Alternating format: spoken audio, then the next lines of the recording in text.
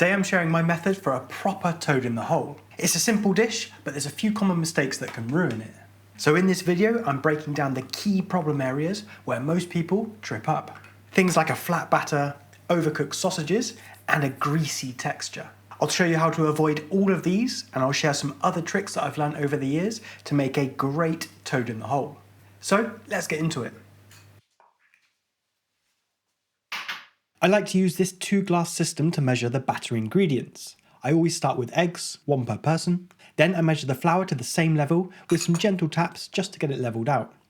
Eggs into the mixing bowl, and finally I can measure the milk against the flour. It's a simple measuring system that works every time. Then flour into the bowl.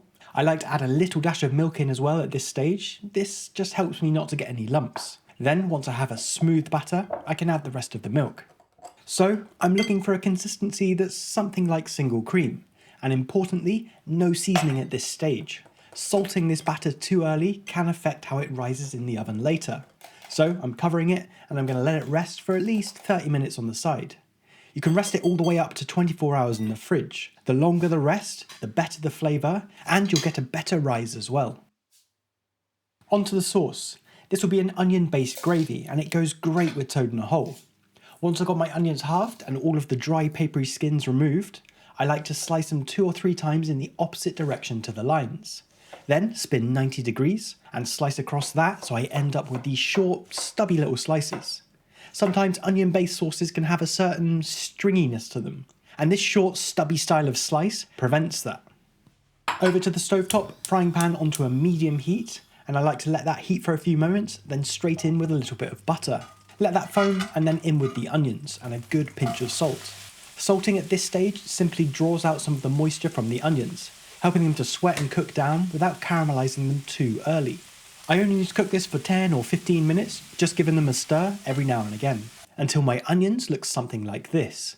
Wilted, caramelised in places, but crucially not too far, because I don't want this sauce to be sweet. Now I can go in with a heaped dessertspoon of plain flour, stir that in and cook it out over a low heat for a minute or 2. 2 minutes later and my flour has had some time to cook out. Now I'm going in with 150 ml of red wine. I like to use dry wines for most of my sauces. Sweeter wines generally make the sauces too sweet in the end. There are some exceptions, but this rule covers me 99% of the time. So I like to let the wine begin to simmer just around the edges of the pan for a moment before stirring it in. This helps with a few things. It cooks that raw alcohol flavour out of the wine quicker, and the wine incorporates with the flour much easier once it's hot. Let that cook for a few minutes, occasionally stirring until you have a thick, pasty consistency like this. Then I'm going in with 500 ml of stock. This is a beef stock. A chicken stock would also work well with this recipe. This stock is hot. This helps the sauce come back up to a temperature quicker, and it helps a little to not have a lumpy sauce as well. So bring that to a boil, then reduce the pan to a simmer and keep it simmering, occasionally stirring until you reach your desired thickness. Now, this is very personal. I like my sauce slightly on the thinner side. The best way to test this is to run your spoon through the sauce and see how it leaves a clean trail on the base of the pan for like just a second. That tells me I'm close. Then to dial it in even further, you can run your finger along the back of the spoon. And for me, I'm looking for that sauce to just hold that line for a few seconds before a couple of drips come down. This is where I like my gravies to be. I'm taking that off the heat and it's ready for later. The problem we all face with toad in the hole is we're trying to get 2 things cooked in the same amount of time that naturally want to be cooked for different lengths of time: the batter and the sausages. We have a toss-up between perfectly crispy batter but with overdone sausages, or perfectly cooked sausages with underdone, not risen, sad, sorry looking batter. It's a tough balance to get right. So here's where we get into the little details that really make a difference. I always start with fridge cold sausages. This slows down how quickly they cook, giving the batter some more of the time that it needs to rise and get golden. I always start with a cold pan, and I fill the pan with the sausages, so there's not a lot of room between them. This helps the sausages to be integrated into the batter rather than separate. If you've made toad in a hole before, you'll know exactly what I'm talking about. I prick them 2 or 3 times, and this just helps them to not burst once they're in the oven. Now I'm going in with a tiny amount of oil, around a teaspoon. There's fat in the sausages, so I just need a little extra to help get the cooking started. If I add too much at this stage, then I'll have a greasy end result. Give them a mix so everything's evenly coated, and over to the stovetop.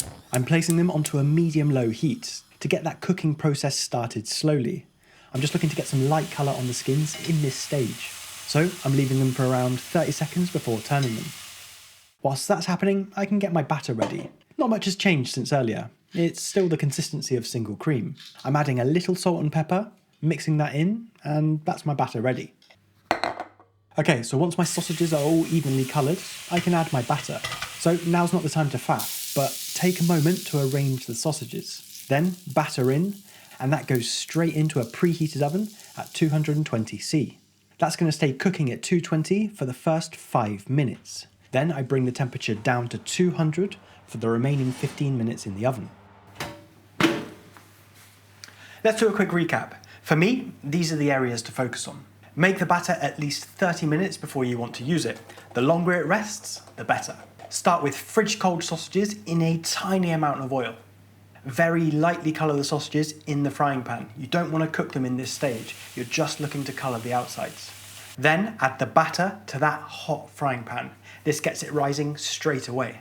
Then finally, put the whole thing into a preheated oven at 220°C. Using all of these tips means that I can have a toad in the hole that's ready in 20 minutes instead of the usual 40+ minutes that most recipes recommend. This makes a big difference.